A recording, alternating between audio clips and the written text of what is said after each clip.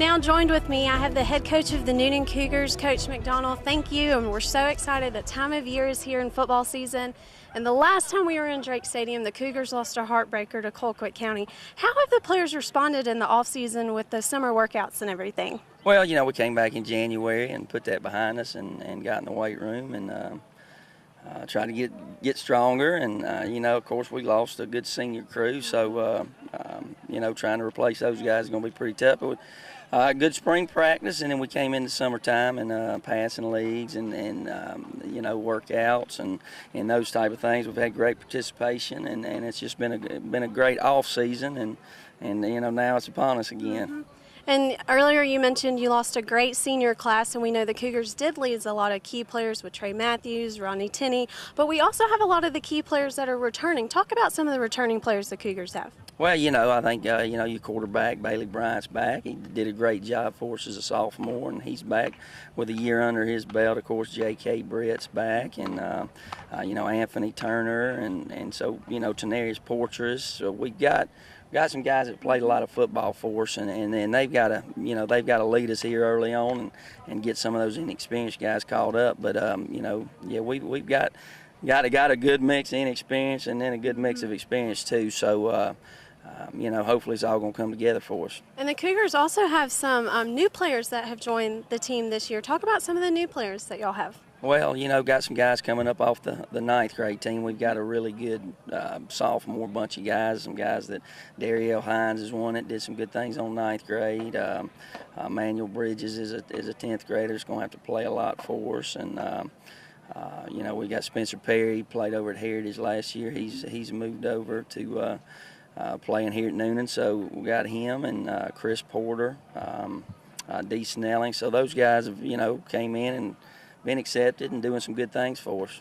Great, and also you have added some coaches to the coaching staff. Who are the new coaches this year for the Cougars? Well, Coach Pageant retired and Coach Ramsey retired too, so I brought Chad Blevins in to coach the offensive line, and Chad actually played for Coach Pageant at Carrollton some years back and then coached for him over at Central Carrollton. So he knows our system, and he's done a good job with the O-line. And then Adam Dagler. Adam was actually at Lee Middle School the last few years and coached with Coach Harris over there. And I wanted to get into high school, and we had a late PE job come open and got him over here, and he's helping Coach Earwood with the defensive line and doing a really good job. So those are our two new guys.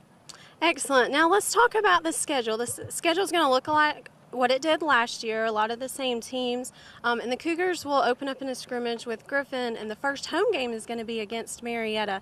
What are you looking out of the scrimmage for the Cougars? Well, Griffin's really, really good. They'll probably be one of the top 3 teams in 4A when the polls come out here.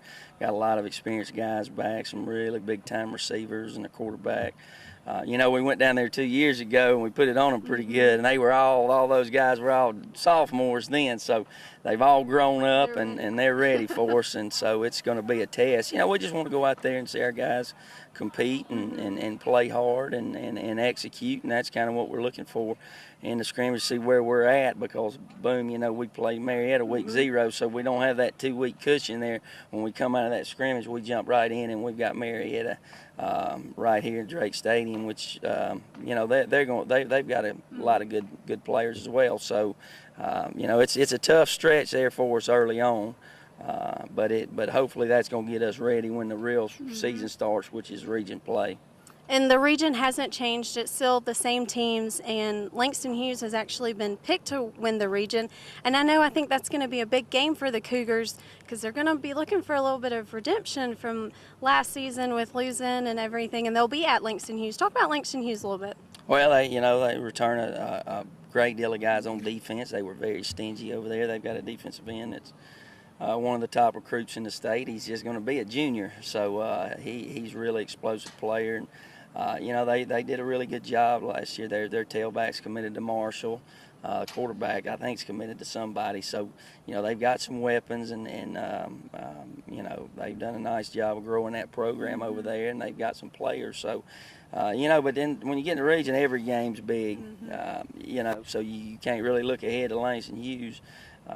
It's all going to start there, that first game when we come out of playing Hardaway on homecoming. So, they're all big, but you know, I guess Langston Hughes got a little more coming back than everybody, so they were picked one. But you know, now they're the hunted ones, so everybody's kind of chasing them, and sometimes, you know, how are they going to handle that? So you know, hopefully we're just going to take it one game at a time, and hopefully they're you know, when we get to week 10 out here against East Coweta, we're going to be in the hunt for a region championship. That's going to be our goal. And that's always going to be a huge game for the community with East Coweta and Newlin, and it will be here in Drake Stadium. Well, we're looking forward to seeing what the Cougars can do, and best of luck. We know y'all are going to have a great season. Thank you for joining us on our preview show. Thank you. Now joined by the Heritage Schools head coach, Kevin Brisant. Kevin, thanks for taking the time to join us today on the Pigskin Preview. Absolutely. Thank you for having me. There was a lot of great things that happened with Heritage, with you guys last year, but we have to first talk about like something that happened in the off season and the adversity you guys are dealing with. And I can't put into words, I'm not intelligent enough to discuss the loss that you guys have had and the death of Tyler, but I know you're doing the best you can to deal with it, and I think you're doing a great thing by taking this kid's memory on with you everywhere you go. We can't really say there's no words to explain it. There's really not. There's not a playbook or any kind of clinic that we can go to prepare you for this, and it's something you hope and pray never happens to a group of kids. Don't even need to say the family. Obviously, you never want anything like that to happen. But a community like ours, not just when I say that, not just Heritage, but the Newlin community, how it came out and showed their support for us as a team, as a school, everything. At the funeral, they dang near shut down Newlin for everybody to get out there. And but the legacy that Tyler's going to leave goes beyond the football field. Obviously, we can only do so much. We can take his jersey with us and we can talk about him, but we make it a point as a staff and as a team to make sure that when we talk about Tyler, when we speak about him, when people are telling stories, there's nothing negative. We don't ever get sad. We don't cry because we're sad. We just cry because we miss him, you know. Sure. And we try to make everything an upbeat kind of positive. We'll tell a funny story. Something will happen at practice and somebody will say, "You remember when Tyler did so-and-so, so-and-so?"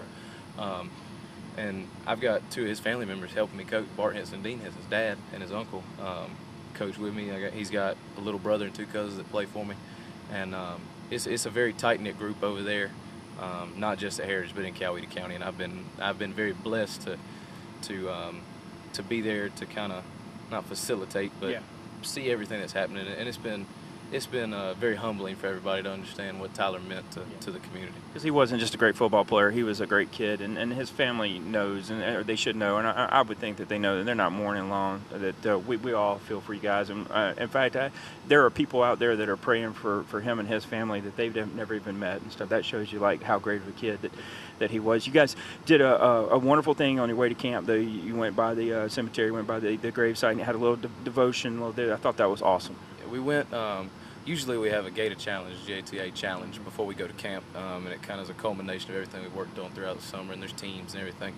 Well, I didn't tell the players. We just had them come to school, get ready for the challenge, and we loaded up on the buses and went to Tyler's graveside, and I had the seniors from last year's team already there when we got there. I spoke a little bit, and then Bobby Totten, who's our team chaplain, he was able to come in and give a little devotion about Tyler, and once again there it wasn't a mourning type of atmosphere. It was a celebration, and we were just we wanted to get everything together and get our minds right before we went to Americas for camp.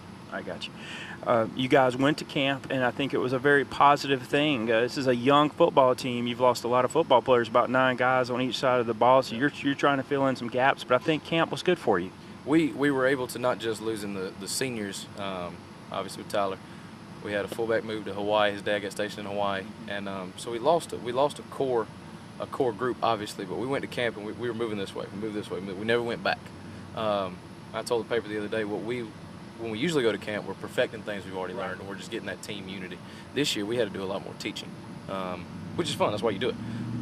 But we constantly progressed. Every scrimmage that we played, we got better. Every practice, we got a little better. There was positives in everything we did. And some of these kids are getting thrown at the fire early. We've got, if we play tonight, we're going to have 3 freshmen starting tonight. We're going to have another sophomore in the backfield.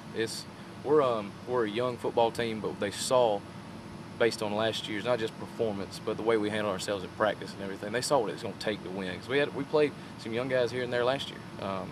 But losing that group is going to be tough, obviously. But these guys have accepted the fact and the challenge that they're going to be the young guys and they're going to have to battle and they're going to have to get hit in the mouth and be able to come back. And that's almost half of it. And I'm going to be honest with you, I've seen you play some football the last couple of years, and if I want a guy on my team, it's somebody like Dalton Trammell. Oh, man. He emerged so much this summer as a vocal leader. In the past, he was very close with that senior class. But in the past, he hasn't been a lot of – he's the lead by do. He's not the lead by say. And when he was a sophomore, he had 800 yards rushing for me, 10 touchdowns, 100-something tackles. And then he had an injury with his back. We only play him on defense. But he's accepted that role, and he's willing to do anything.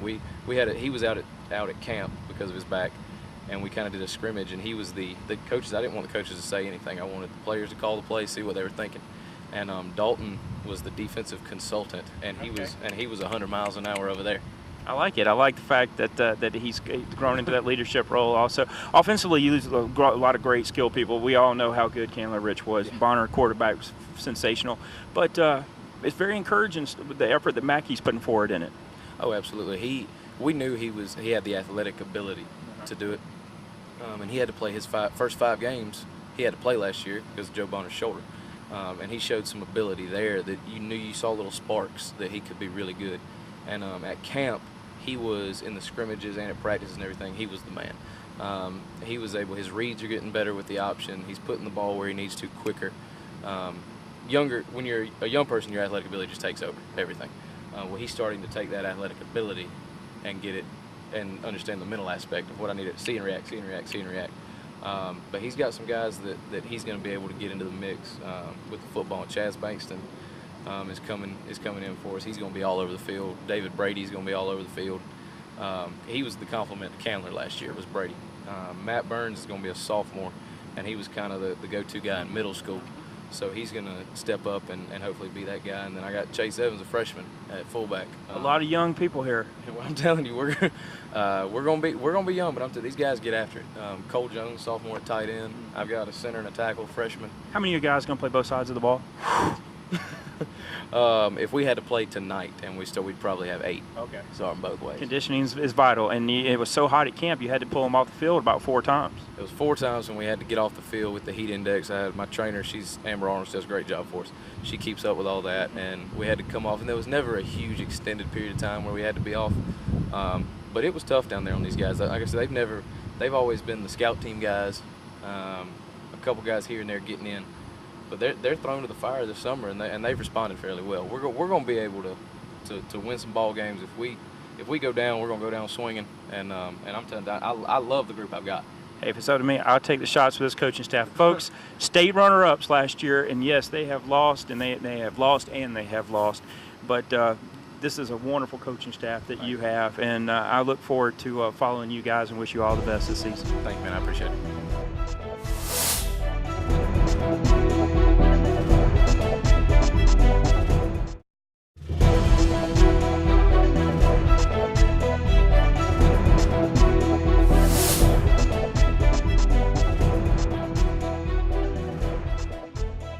Welcome back to the Pigskin Preview, now coming to you from Heritage Christian School, and I'd like to welcome the first-time Newlin television coach, Paul Franz. Hey, thank you. And congratulations on getting the job here. You're not a first-year coach, but you're the first-year head coach moving over from defense coordinator. That's pretty exciting. It is. There's a lot more to do, but we're excited. Well, you know, a lot of actors, a lot of comedians claim that they're the hardest working person in show business. I want to tell you who I think the hardest working coach that I've ever won is you. You're running the offense out here right now. You're running the defense. You're running the special teams. You've got a lot on you. Yeah, I'm the get-back coach, too. You know, kids get too close to sidelines, I got to get them back. But we're going to do it all this year. We're going to make it work. It was up to the kids. You know, we lost all our coaches from last year except for me. Had the biggest senior class leave in the 5 years I've been here and had 2 kids transfer. And a few Saturdays ago, I'll be honest with you, I wasn't sure if we were going to have a football program here. I got some of the kids together, and I said, it's up to you. What do you want to do? I'm here. I'll do it all. If I got to do it all, I'll do it all. We're going to have a football team at Heritage. And they wanted to play, you know, and then they got some more kids in, and we're going to be a small team, but we're going to be able to compete. I respect so much what you're doing out here. I want to brag. You've got a couple of seniors that are doing a great job of providing leadership for you out here. That's right. Christian Parkinson's probably the biggest one I'm going to go to this year. He's been with us for about 5 years. Even though everything on the offensive line and offensively is going to change this year, he understands me as a coach, and we're offensively we're going to be just like we were defensively. We're going to be physical and we're going to be simple, and we're going to beat some folks up. It's not going to be trickery. It's going to be punch them in the mouth and 5 yards at a time if we have to. Well, you guys had so much success on the ground last season. Now, some of those key components have moved on, but I know that you're excited about having some kids have the opportunity to come in and they take over the reins. That's right. We lost our starting quarterback. We lost our starting tailback, but it all starts and ends with the offensive line. And all the kids we got on the offensive line, except for probably one that will start at tight end, they've been with us before. And I told them, I said, unless you forgot how to block and tackle, I went back and reviewed all the film from last year. There wasn't a single coach that made a single block or a single tackle. So we're going to be fine. The interesting thing is to lose so many players and to have this transition and lose so many of the coaches. You've told me before, Lone Ranger, you're the Lone Ranger. However, you're the state runner-ups. There's a bullseye on you guys. Those other schools, they're not going to feel sorry for you. They respect what you have accomplished here in the past, but you have that target on you now. That's fine. We don't want any sympathy. We take all comers. We actually got 2 dates open, and we're not going to rest them 2 dates. We're looking for teams in Alabama or wherever we want to play. We want to play the best. So bring it on. Target or not, we're ready. Like I say, we got the same core guys back, and it's just going to be, they're going to be doing things a little bit different, but it's still blocking and tackling. And I want you to be able to brag on these guys, because these guys are working hard. The work ethic is certainly here. Oh yeah, they like I said, they're the ones that made the decision that they weren't going to allow this team to go away. Maybe 4 years ago, I've been here 5 years now. This school they were new into the football program, but they hadn't even had a winning season. And they've come a long way to state runner-up last year, and they decided that they're not going to let that go away. They still want to play football. They're going to fight to keep this program alive. So, they're out there working hard. What better group of guys can you have than guys that say, we can walk away because we only got barely have enough players to play, or we're going to put in the work and we're going to make this happen. They're all in. As the former defensive coordinator here, I know that you take a lot of pride in the defense here. Give me a couple of guys that are looking really good for you right now in practice. Jeremiah Winkley. You can't. Last year he was unstoppable. Right. At nose guard, they could not stop him. He was probably the biggest threat on defense, and I know there's going to be some kids that's going to be upset when they hear me say that, but he was motivation for them. Right. I felt like offenses had the game plan for him. Yeah. What are you going to do with him? And anytime he gets a double team, that's okay. He's done his job if he gets double teamed. But it's everybody. We got he's a senior this year. We got Gerald Duvall as a senior this year. He's going to step in at nose guard. He don't have the speed that Jeremiah had to be shooting them gaps in the backfield, but he's a big kid, and he's going to be able to two-gap. He's going to two-gap them A-gaps, and we're going to play around him. And of course, Christian Parkinson, he's our third senior that's coming back. So. Is your fitness at where you want it to be? Because a lot of these guys play both sides of the ball.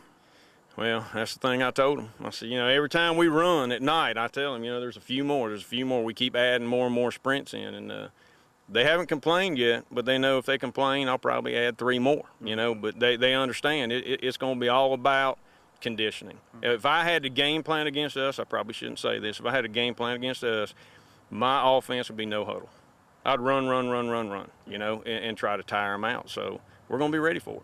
Final question for you. You're happy at the end of the year if what? If anything, yeah. What do you want? State championship. Sure. Can we get there? Absolutely. I think we can. But to say anything you fall short, you're going to be disappointed? No, I'm not going to be disappointed. Football, I coach because football, I think, is a good way to teach kids about life. Mm-hmm.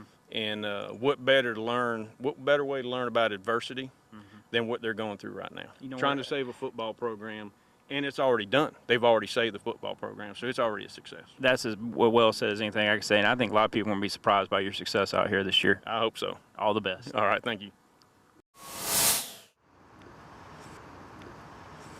Right now I am joined by the head coach of the Northgate Vikings, Coach Tommy Walburn. Thank you for joining us on our football preview show, and we're excited. Football season is here, and I know that the Vikings have been working hard in the off-season and summer workouts. How have those been going for the football players? Oh, we started with football in high school never really stops, and we started working out in January, lifting weights and all those types of things, getting ready for the season, and I feel like we've had a great summer.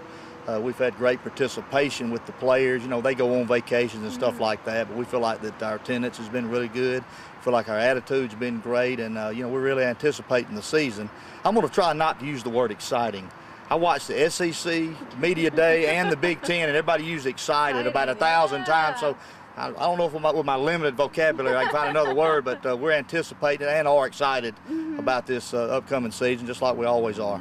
And you did lose a great senior class. You had a lot of outstanding athletes that are going on to play at the next level, but you have a lot of good football players returning. Talk about some of the players that you have coming back for this season. And that's just the nature of high school and college football, because you're going to lose players, but somebody's got to step up and those types of things. And we're going to miss those guys or whatever. And we they did a lot here at Northgate, but at the same time, we feel like that we're getting our program built is when those guys leave, we have people to step in and fill those positions. And we've got TJ on the offensive side of the ball. We have TJ Womack, which he started playing fullback the second game of the season. We changed him from guard, and he gained almost 1,000 yards. And in the backfield with him, we'll have Benton Washington, which he broke his arm early in the season. Didn't come back till late, about the fifth or sixth game, and ended up gaining like 800 yards, 750, 800 yards, and he's just a great kid doing a great job for us. And then we have Kevin Teasley is also a guy in the backfield for us, and we've got just a multitude of receivers, a lot more than we've had as far as the depth. Now we'll miss Brandon Faison because he was just a phenomenal receiver. We feel like our depth at the wide receiver position is better than it's been. We're not going to be very big on the offensive line. That's the reason we run the offense we run, but we feel like those guys have really done a great job this offseason. Coach Rippey, the offensive line coach, has been working those guys, and we feel like they're ready to. We're ready to get in the pads. We're going to pads. They're ready to get in the pads and see how that works. And y'all have pretty much the same schedule as y'all had last year. You'll open up in a scrimmage against Veterans, and then the first home game here will be against Heritage of Conyers. Talk a little bit about Heritage of Conyers, because they have a pretty good program. They do. They lost their coach, Coach Chad Frazier, which I think is an outstanding coach, and had a real good game with them last year. They beat us on a last-second field goal, 9-7. So he left and went to Villa Rica, and they hired a friend of mine over there to coach, Mike Paris. Been coaching a long time. He's won a lot of football games. He's coming from Jackson. He's actually the one that started when Forest Park used to be good, when Hines Ward and those guys played. He was the coach up there, and so they've got a lot of good players, and Coach did a good job. Coach Frazier did a good job of laying the foundation, and we expect a hard-hitting, good football game, and hopefully this year we can come out on the top end of that game. And lastly, we just want to talk a little bit about the region. Y'all have a tough region. There's a lot of teams in the region. Talk about the region games, and this year you're going to have a lot of good games at home. We are, and the thing about our region and the way they got it split up, so we don't really start counting toward playoffs until like the sixth game of the year. But the good thing about it is, we play Creekside, which is right over here, and we have to go over there, but it's not very far. It's almost like a home game. And then we have Whitewater and Stars Mill coming in from Fayette County, and both of those are kind of rivals of ours. And that's the good thing about our sub-region, is everybody's a rival because they're in close proximity, and some of the kids played Little League football against each other and those types of things. But they're coming here, and the good thing about them is both of those teams bring great crowds, to the game, and it's going to be a good atmosphere. And we always have a good crowd here. And then we have to travel to play Peachtree City at McIntosh. McIntosh over in Peachtree City, and they've done a great job over there, and they had the best season they've had in a long time, and they've got a lot of those players back. So we play in Heritage, and then we'll start playing Griffin the second game, which people in this area know they have as much tradition as anybody, and that's the reason that we're playing them, to kind of see where we are. And if we're going to challenge and get in playoffs and make runs, you got to play people like that to make yourselves better. So we're looking forward to the season. It never gets old, and we're excited about the season. And I said that word again, but we appreciate y'all coming out and talking to us. Well, thank you so much, and best of luck to the Vikings. We know y'all are going to have a great season, and like you said, you have fantastic fans, and so we want to encourage everyone to come out and support your Northgate Vikings. Thank you again, Coach Wilburn. Thank you.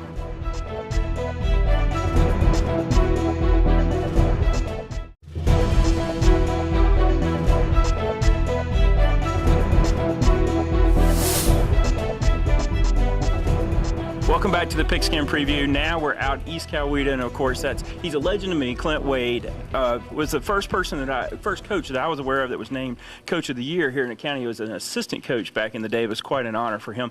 But now, of course, been here, the head coach of the Indians, done a great job as a head coach, and I thought you did a fantastic job last year. What you guys had, like 3 returning starters, and you made it to the state playoffs yet again. And I thought, all things considered, it was a wonderful season last year, and I know that a year ago you and I met right here and we were worried about your youth and inexperience, so there was excitement.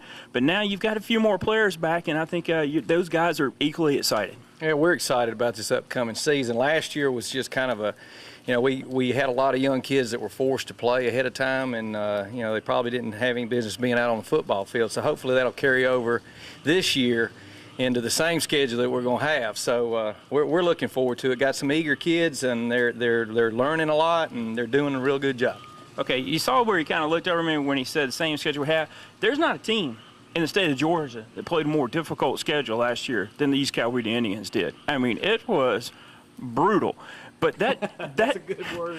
That only prepared you though for the postseason, and it only has, I would think, made you a better football team for this season. Yeah, Tony, we knew that, and making the schedule and playing the caliber of people that we played, I felt like it gave us an opportunity to play the best, and if you play the best and you can stand in there with them, and hopefully it'll carry over to this coming year. But I was proud of our kids last year, what they did. We had some good football players, made a lot of strides. And matured they matured as we went on, and we got better each week. So that's why we're looking forward to this season. Now, often the quarterback gets too much credit when things are going good, a little too much blame when things aren't going bad. But you got a special one here in Bryce, and he is a dual threat quarterback at that. Right, and Bryce, he went through a lot of trials last year, and we actually, it was a learning experience for him, but he's got a good grasp of the offense right now, and Coach Revere's done a good job of grooming him into what he's going to be this year, and we're excited about his knowledge of the game, and he makes good decisions, and we're looking forward to getting him out there and see what he can do. And I know the Godfreys and the Gays are gone, but when you think about people like Malik and Waylon Orr, I mean, there's an awful lot of talent still right there in that backfield for you. Got a little size with Malik and got a little speed with Waylon, and they're going to create, some problems for some people, we're hoping, and, getting the offensive line geared up and getting them going in the right direction. And I feel like with all that going, our offense should be a little bit better. Now, Coach G was telling me, the offensive coordinator, Tom Gokenauer, was telling me that he's really happy about the adjustments at some of the offensive line, that really you've only got one guy coming back playing the same position, that you guys are kind of switching out and adjusting, and you're finding the right chemistry. Yeah, at this point in time, we kind of got them placed. Coach Glover's got them to where they want to, and Coach G and they talk about it daily, and we're not real sure where they're all going to end up. We got them, working at guard and tackle and center, and they're doing a good job. They're learning their way, and I think we'll have it figured out by next week. Now, who are you going to count on for the defense, to carry on the defense and the leadership? I know Markel Boston's seeing most of his reps over there on that side. Yeah, Markel's going to be playing the free safety position and also a dual role, I guess you'd say, at wide receiver. But over on defense, Jay McKnight's back. We got Nick Frazier's coming through, and he's going to add a lot to it, and we just got a lot of people over there. Brock Meeker will be playing some defensive end, and so we've got some guys that we plug in. The biggest thing is our corner position. Those guys are unproven. We had 2 real good ones last year. Those guys could play the game, but got a lot of enthusiasm, and Coach Tinker's got them going in the right direction, so we're looking forward to that. Tell us a little bit about Coach Tinker. He's your new running defense coordinator this year. Right. He comes in here. He's got a history that's unmeasured, I guess you'd say. He has been around. He knows the game of football. He's an intense individual. He's a little, I tell you what, he's got more energy than anybody I think I've ever seen him. And so we're excited about that. The defense is going to be flying around. We're going to get after folks, and he demands that, and it ought to be an interesting evening. Now, you and I, we're old school. Is Coach Tinker old school also? Yeah, well, I guess he's kind of in between on some of it. I'm still the old school. He tells me I'm old school all the time, but he's bringing another dimension to what we need here at East Coweta, and we're excited about it. Coach, I appreciate the time. I think it's going to be a real fun season for East Coweta Indian football fans. We're looking forward to it, and I tell you what, East Coweta fans are probably one of the best group of people that come. They support us, and we appreciate it, and we're excited. And before we leave, I'll say this: you got some good-looking new jerseys. The kids are going to like playing in these. Well, we got a purple one at home and we got a white one away, but they're new and they might look good, but we're going to get out there. If you look good, you play good. That's what they tell me. I think there's a lot to that. Thanks, Coach. Thank you.